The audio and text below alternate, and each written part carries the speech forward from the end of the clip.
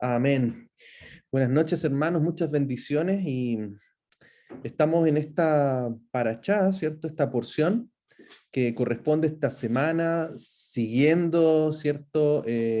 Fielmente el estudio, la lectura de su palabra, aprendiendo cada día más de su instrucción, de su Torá para nosotros. Vamos con esta porción que es Chukat, que significa estatutos. Esta es una porción que tiene varias cosas bien interesantes. Algunas ya las hemos visto en otras enseñanzas. Vamos a enfocarnos un poquito en el capítulo 20 de esta porción, ya de estatutos, donde vemos varias cosas que suceden. Ya recordemos siempre que estamos en el libro de Números o Bamidbar, que significa en el desierto, y estamos viendo un proceso de formación. Es un proceso que va profundo a nuestro corazón, ¿ya? Y es ahí donde el Padre nos está hablando. Tenemos que recordar siempre eso, que hoy el Padre está hablando a nuestro corazón para tratar nuestra vida, para formar verdaderamente el carácter que debemos tener, cómo debemos conducirnos en este desierto, cuál es la enseñanza que nos está dejando para estos tiempos y para el desierto que hoy día nosotros estamos cruzando. Amén. Así que recordemos estos versículos que de verdad a mí me impactan mucho.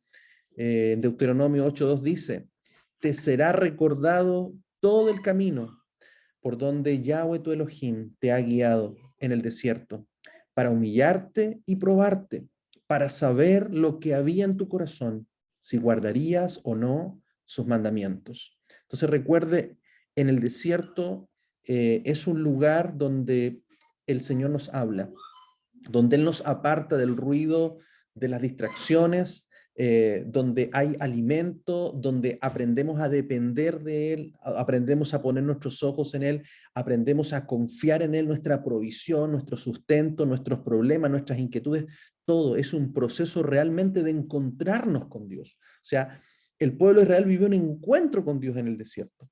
Y ese es el encuentro que nosotros tenemos que estar viviendo constantemente. Y debemos saber que ese desierto tiene un propósito, que es probar nuestro corazón realmente, si le amamos, para realmente salga lo que hay en nuestro corazón, porque vamos a ver que en las dificultades lo que va a salir de nuestros labios es lo que hay en nuestro corazón. Yeshua nos advertía, decía, porque los malos pensamientos, los homicidios y todo tipo de pecados sale de lo que hay en el corazón.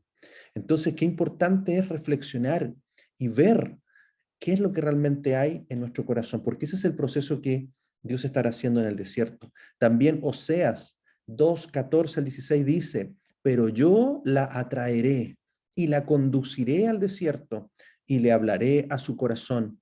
Allí le daré sus viñas y el valle de Acor como puerta de esperanza. Allí me responderá como en su juventud, como cuando salió de Egipto, y sucederá en aquel día, dice Yahweh, tú me llamarás Ishi y ya no me llamarás Bali. Entonces vemos acá cómo Él nos ha traído, ¿cierto, hermanos? Cómo nos ha impactado cuando nosotros conocimos a Jesús, ¿cierto? Ese amor que vivimos, ese primer amor, ese salir, ¿cierto? Literalmente de Egipto, ver esa libertad, ver cómo cadenas caían, ver cómo Él levantaba nuestro rostro, nuestra alegría, nuestro gozo, ¿cierto? Habla de esa juventud, habla de ese primer amor. Amén. Entonces aquí Él nos ha traído al desierto para hablarnos, amén, para mostrarnos también nuestras promesas, nuestro propósito. Y qué bonito dice, y sucederá en aquel día, dice Yahweh. Tú me llamarás Ishi. Ishi significa esposo mío. Y ya no me llamarás Bali, ya no me llamarás Señor mío. Entonces, fíjense cómo esto nos está llevando a nosotros a una relación más íntima, porque esa es la relación que tiene Israel, que tiene su iglesia con Yeshua, que es la esposa, ¿cierto?, de un esposo, de un novio que va a regresar.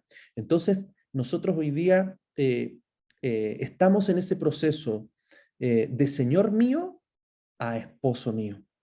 Entonces, esto se logra con la intimidad y esto se logra verdaderamente cuando nuestro corazón es circuncidado, cuando nuestro corazón es descubierto, es desnudado y realmente es moldeado y tratado a través de su palabra, de su Torá. Entonces, vamos a ver situaciones que pasan en el desierto y específicamente lo que vamos a ver aquí en el capítulo 20, que vamos a leer, es algo que todavía está en el corazón de Israel.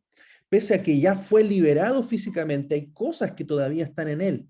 Y es algo que el Padre está tratando en ellos y que está mostrándonos también a nosotros, lo que Él está también operando hoy en nuestros corazones. Dice, Números 20 del 1 al 5, los hijos de Israel, toda la asamblea, llegaron al desierto de Sin en el mes primero, y el pueblo permaneció en Cades. Allí murió Miriam, y allí fue sepultada. Y porque no había agua para la congregación, fueron reunidos contra Moisés y Aarón. Y el pueblo contendió con Moisés diciendo, ojalá hubiéramos perecido cuando nuestros hermanos murieron delante de Yahweh. ¿Por qué pues trajisteis la congregación de Yahweh a este desierto para que muramos nosotros y nuestro ganado? ¿Y por qué nos hiciste subir de Egipto para venir a este lugar miserable? No es lugar de cementeras, ni de higueras, ni de viñas, ni de granadas, ni siquiera hay agua para beber. Entonces, fíjense la situación que enfrenta Israel, que enfrenta a su pueblo en el desierto. Una situación, hermanos, donde la diferencia no lo hacen las circunstancias de alrededor, la diferencia la hace la actitud de nuestro corazón. Y eso es lo que vemos aquí en este pasaje, lo que sale del corazón. Amén. Lo primero que nos relata, ¿cierto? Que en este mes, el mes primero, ¿cierto? El mes de Abib, muere Miriam, hermana de Moisés o María, ¿cierto? De nuevo, la congregación entonces, sin tener en cuenta la lección que vimos de Coré, ¿cierto? De Coraj la vez anterior, donde varias situaciones de rebeldía se levantaron en el pueblo. O sea, hoy día vemos nuevamente cómo van a protestar nuevamente a Moisés, pero estaban protestando a Dios. Estaban protestando a quien los sacó de Egipto, porque no fue Moisés, Moisés fue el instrumento, pero detrás estaba el poder, la manifestación, los grandes señales y prodigios que hizo Yahweh para sacarlos de Egipto. Entonces, fíjense cómo el corazón aquí manifiesta esa incredulidad, manifiesta nuevamente esta, por así decirlo, cuestionamiento, esta murmuración, esta queja. Esto comienza a salir nuevamente del corazón ante una situación difícil, de adversidad. Entonces el pueblo comienza a murmurar, aun cuando habían visto ya la provisión anterior. Ya recuerden que también hubo un episodio, ¿cierto? Con una roca y con agua, ¿ya? Que fue un tremendo milagro también para ellos. Entonces encuentran una situación similar, pero vemos también un corazón similar. Entonces, acá es lo que el Padre hoy día también está hablando en nuestro corazón, de qué se trata el proceso que Él estaba haciendo con Israel, el proceso que está haciendo hoy con nosotros. Mire lo que dice 1 Corintios 10, del 9 al 11. Ni tentemos a Cristo el Mesías, como algunos de ellos lo tentaron y perecían por las serpientes. Ni murmuréis tal como algunos de ellos murmuraron y perecieron por el destructor. Y estas cosas les acontecían como ejemplo y fueron escritas para amonestarnos a nosotros, a quienes han alcanzado los fines de los siglos. Entonces, hermanos, nosotros hoy día nos encontramos en los fines de los siglos, ¿ya? Estamos muy cerca del fin. Y, y hace mucho tiempo que desde que conocimos al Señor, tuvimos ese encuentro con Jesús, hoy día estamos viendo la profundidad verdaderamente de su Torá, la profundidad de su palabra, conociendo verdaderamente que era Yeshua mismo quien está en el desierto, al cual ellos tentaron, ¿cierto? Al cual ellos murmuraron, ¿cierto? Porque Él era el que los conducía por el desierto, Él era el que los pastoreaba en el desierto. Entonces, esto está escrito, dice la palabra, como ejemplo para amonestarnos a nosotros, para que hoy día nuestro corazón también sea tratado en este desierto, aprendiendo de los errores que las Escrituras nos muestran. La palabra no nos oculta los pecados. La palabra de Dios no nos oculta los errores. Nos oculta, ¿cierto?, aquellas cosas que se hicieron mal, porque están escritas precisamente para que nosotros las aprendamos, para que nosotros las evitemos en este tiempo. Y fíjese, dice, Números 26, y fueron Moisés y Aarón de delante de la congregación a la entrada de la tienda de reunión y cayeron sobre sus rostros y la gloria de Yahweh fue vista por ellos. Y acá hay algo muy interesante, hermanos. Acá hay un contraste que es el que nosotros debemos aprender. Por un lado tenemos a un pueblo quejándose, murmurando, ¿ya? Porque todos, hermanos, vamos a enfrentar situaciones fuertes, quizás en esta vida, situaciones que van a mover quizás el piso de donde nosotros estamos. Pero esto finalmente no es lo que hace la diferencia. Lo que hace la diferencia es qué va a salir de nosotros, queja, murmuración o adoración. Y fíjense lo que hicieron Moisés y Aarón. Ellos fueron y cayeron sobre sus rostros. Ellos se postraron delante de Yeshua, porque dice delante de la gloria de Yahweh. Recuerden que la gloria de Yahweh o de Yahvé es algo visible, ¿ya? Cuando nosotros leemos ahí en la escritura, dice, y Yahweh habló, ¿ya? Es que literalmente una voz, ¿cierto? Audible vino sobre Moisés. Pero fíjese acá, la gloria ahora de Yahweh o el ángel de Yahweh ya tiene que ver con una manifestación visible, ¿ya? Y la gloria precisamente tiene que ver con luz, tiene que ver con un resplandor, tiene que ver con un brillo. Dice que ellos cayeron sobre sus rostros. Por un lado tenemos un pueblo murmurando y quejándose, tentando al Señor. Y por otro lado vemos a Moisés y Aarón postrados delante de Yeshua, delante de la gloria de Yahweh. Entonces, esa es la diferencia, hermanos. Adorar es postrarse, adorar es rendirse, adorar es humillarse. Adorar tiene esa connotación, no un concepto moderno como hoy día lo teníamos, ¿cierto? De que adorar es cantar, es levantar las manos, es cerrar los ojos. Por supuesto que todas esas actitudes son parte de nuestra adoración, pero finalmente nuestra adoración es rendición, es sujeción, es obediencia, es postrarse literalmente delante de su presencia para clamar delante de él.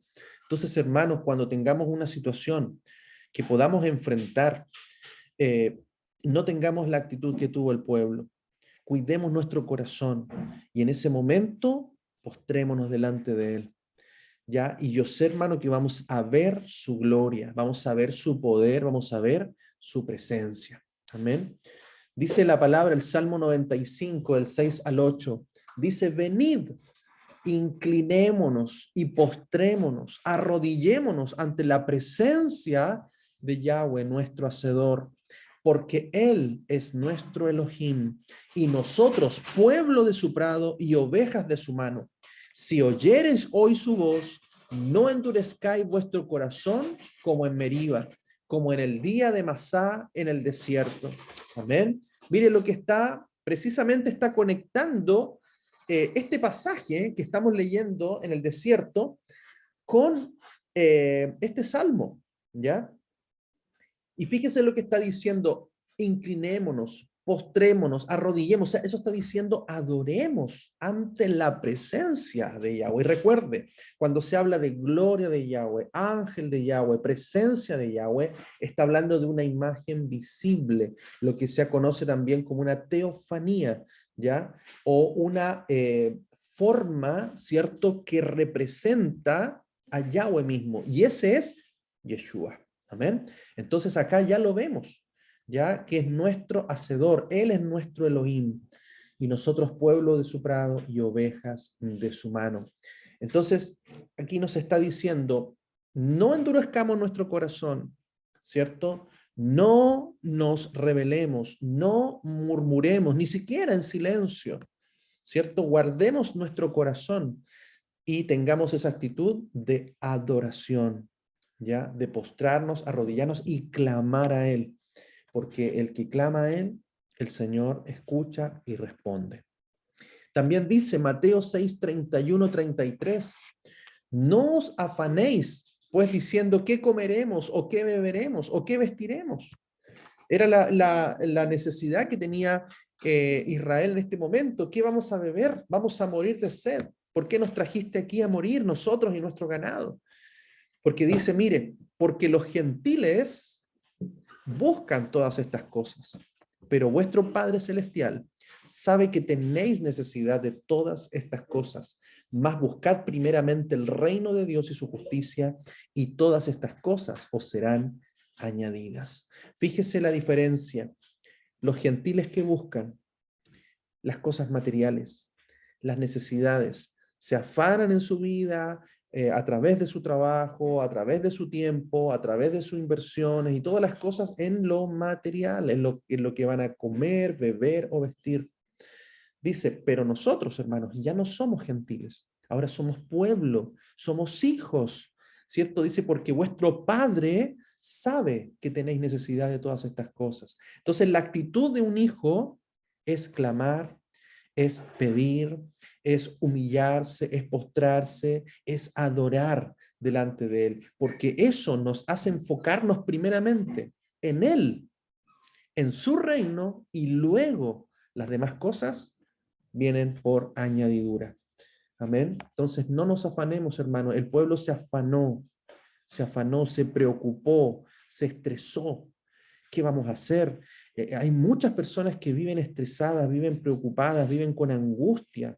¿Cómo lo vamos a hacer? Están afanados en el día de mañana. El versículo que continúa dice, no os afanéis, ¿cierto? En el día de mañana, porque cada día tiene su propio afán. Entonces, hermanos, aprendamos verdaderamente a vivir confiados, en Él, a vivir en adoración, a vivir en oración, a vivir presentándole al Padre nuestra necesidad con humildad para que Él nos provea, porque Él sabe que las tenemos, hermanos, y sabe que Él nos daría las cosas sin pedirlas. Pero recuerden, en este desierto, Él está tratando nuestro corazón. Amén. Dice también Efesios 3:20, y al que es poderoso para hacer todas las cosas infinitamente más allá de lo que pedimos o entendemos, según el poder que nos está energizando a nosotros. Entonces, Él es poderoso para hacer las cosas mucho más, ¿cierto? De lo que nosotros pedimos o entendemos. Pero recuerden esto, todas las situaciones que estamos viviendo, que estamos pasando, hermanos, son una prueba, son un proceso, son una revisión a nuestro corazón para que podamos revelar verdaderamente quiénes somos y qué estamos dispuestos a dar y a entregar para Él. Amén. Entonces, siempre tengamos la actitud correcta. Ahora, seguimos leyendo. Números 20 del 7 al 10 dice, entonces Yahweh habló a Moisés diciendo, toma la vara y congrega a la asamblea, tú y tu hermano Aarón, y hablad a la peña ante los ojos de ellos, y ella dará sus aguas, y les sacarás agua de la peña, y darás a beber a la asamblea y a sus ganados. Moisés, pues, tomó la vara de la presencia de Yahweh, tal como él se lo había ordenado. Y Moisés y Aarón hicieron congregar a la asamblea frente a la peña, y él les dijo, oíd ahora, rebeldes, ¿os sacaremos agua de esta peña?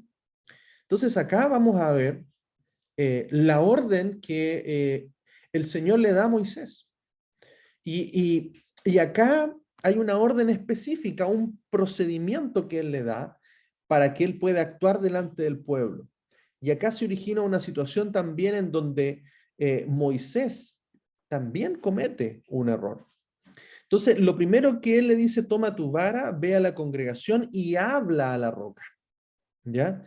Entonces, acá vemos una diferencia de un episodio que se vivió muy similar antes, donde tenía que golpear la roca. En esta ocasión, el Señor le manda hablar a la roca. ¿Ya? Y vamos a ver también que hay una conexión, por supuesto, siempre lo vamos a ver en cada parashá nos revela a Yeshua, nos revela su propósito, nos revela su carácter, nos revela su corazón. Amén. Entonces, aquí la diferencia de golpear la roca o de hablar a la roca. Entonces, Yahweh ordena a Moisés tomar la vara delante de la congregación, ¿ya? Esta vara, ¿cierto? Era la que demostraba autoridad. Hemos hablado, ¿cierto? De la vara, eh, que tiene que ver con una señal de autoridad, ¿ya? Y con esta vara, ¿cierto? Moisés hizo grandes señales, grandes milagros, grandes prodigios, al sacar a Israel de Egipto. Entonces, le pide que tome la vara y que vaya a la congregación y que hable la roca. Entonces, primero tenemos que ver allí que esta roca, esta peña, tiene un significado. Vamos a ir siempre relacionando estos elementos a través de la misma escritura, ¿ya? La misma escritura va definiendo conceptos para que nosotros podamos entender a través de estas figuras, ¿cierto? La relación que hay entre Yahweh y Yeshua. Entonces dice segunda de Samuel 22 del 2 al 3, y dijo, Yahweh es mi roca y mi fortaleza y mi libertador, Elohim es mi roca, en él me refugiaré, mi escudo y el cuerno de mi salvación, mi alto refugio y mi salvador. Me libraste de la violencia, invocaré a Yahweh, quien es digno de ser alabado, y seré salvo de mis enemigos. Entonces acá vemos cómo la escritura nos habla de que Yahweh es mi roca. Amén. Y luego también vamos a ver que Yeshua es la roca. Primera de Corintios 10, 3 y 4.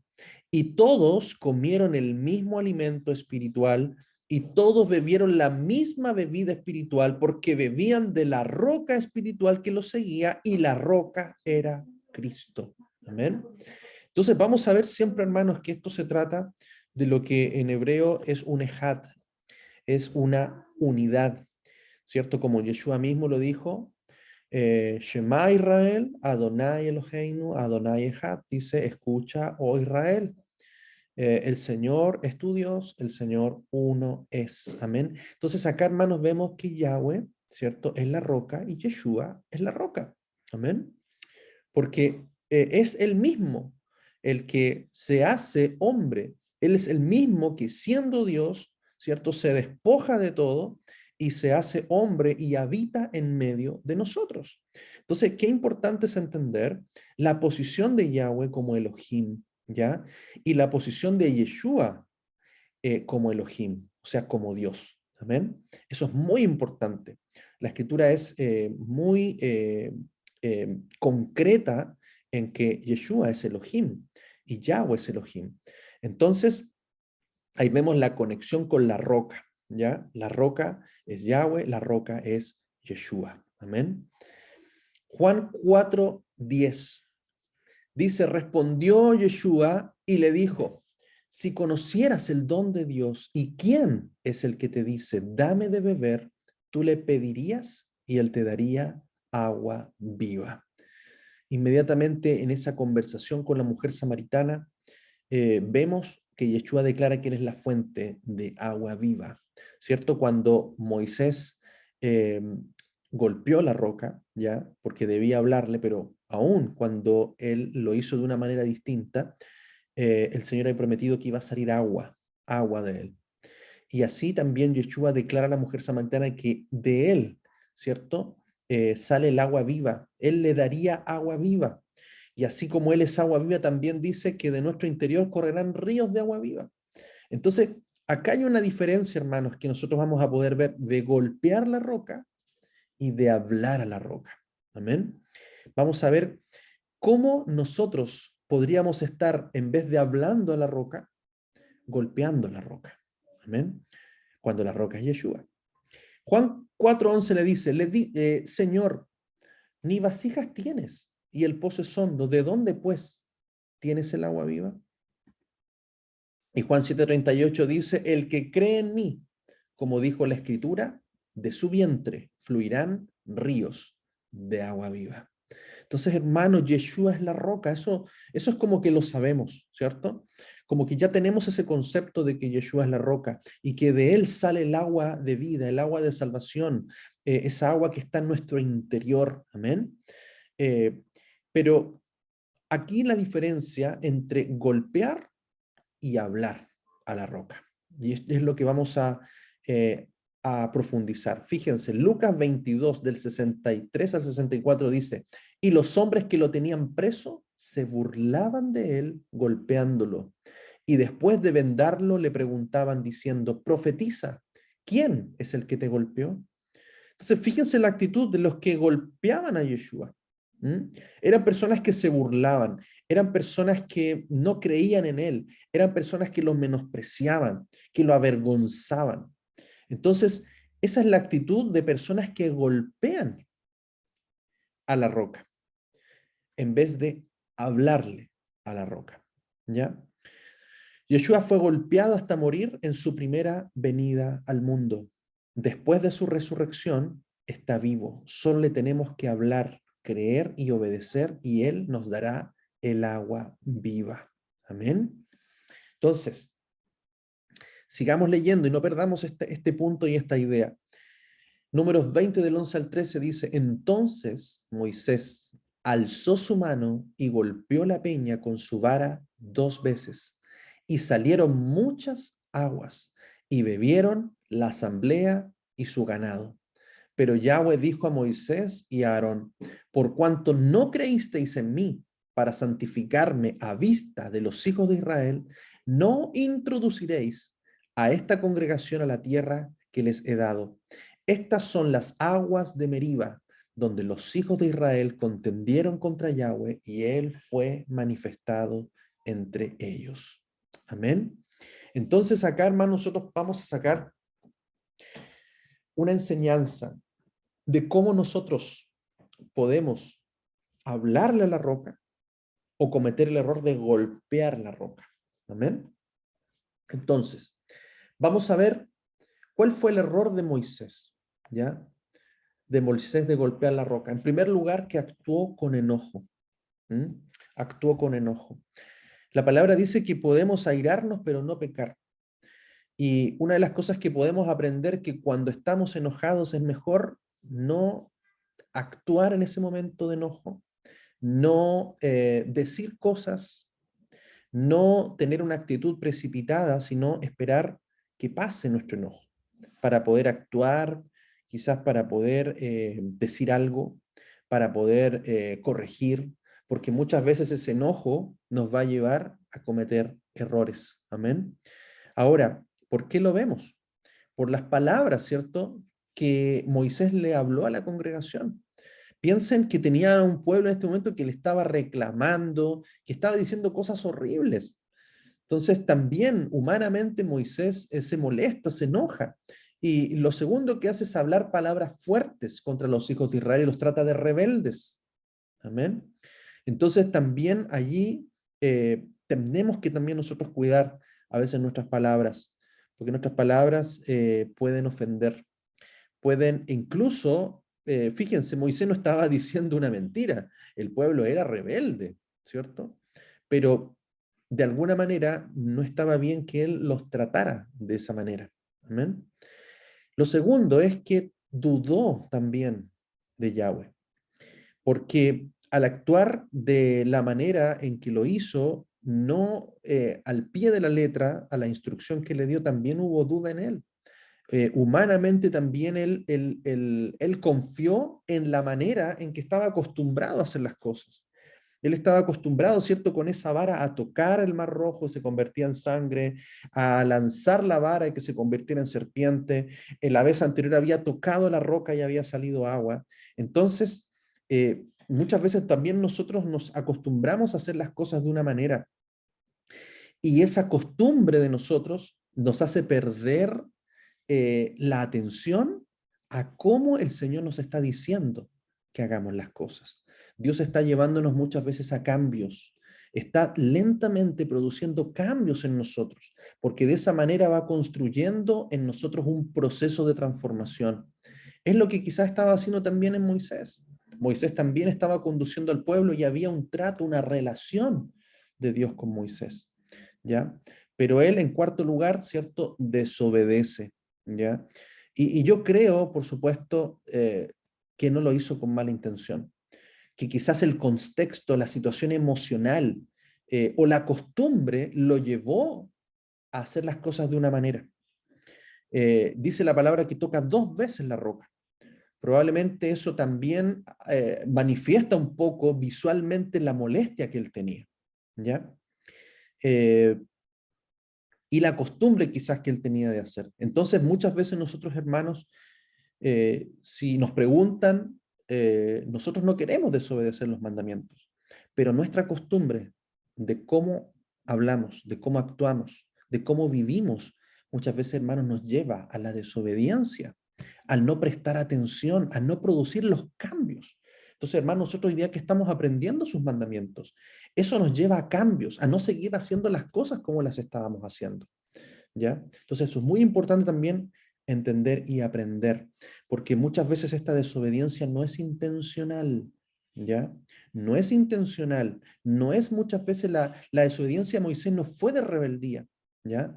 Tuvo otros motivos, pero aún así es una responsabilidad que nosotros tenemos delante del Señor.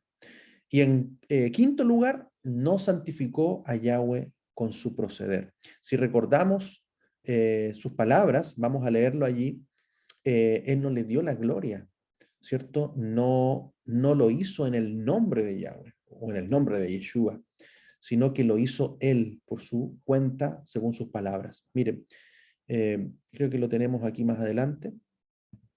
No, te voy a retroceder entonces aquí. Acá está. 24 del 11 al 13. Aquí creo que lo leímos. Ah, no, parece que no lo coloqué, hermano. Perdón. No coloqué el siguiente pasaje. Ah, pero lo vamos a buscar allí, ¿ya? El número 20 del 11. Creo que lo había puesto, pero se me fue, ¿ya? Entonces lo voy a leer aquí, números 20.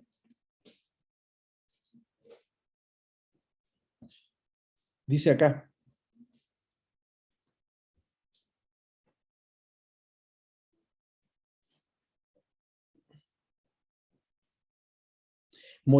verso 9 dice, Moisés pues tomó la vara de la presencia de Yahweh, tal como él se lo había ordenado. Y Moisés y Aarón hicieron congregar a la asamblea frente a la peña, y él les dijo, oíd ahora, rebeldes, ¿os sacaremos agua de esta peña? Entonces Moisés alzó su mano y golpeó la peña con su vara 2 veces, y salieron muchas aguas, y bebieron la asamblea y su ganado. Amén. Entonces ahí vemos lo que hizo Moisés, ¿ya? No cometió estos 5 errores que les mencionaba.